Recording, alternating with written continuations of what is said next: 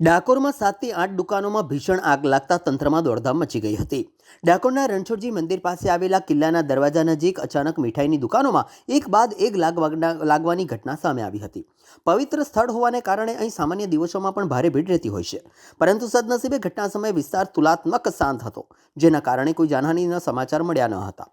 આગ લાગતા દુકાનદારો અને સ્થાનિક લોકોમાં નાસભાગ મચી હતી. ઘટનાની જાણ થતાં જ અગ્નિશામક દળ તાત્કાલિક સ્થળ પર દોડી આવ્યું હતું અને થોડા સમયના પ્રયાસો બાદ આગ ઉપર સંપૂર્ણ કાબુ મેળવી લેવામાં સફળતા મેળવી હતી. આગના કારણે અનેક દુકાનોમાં નુકસાન થયું હોવાની પ્રાથમિક માહિતી મળી હતી, પરંતુ સાચું મૂલ્યાંકન બાદમાં સામે આવશે.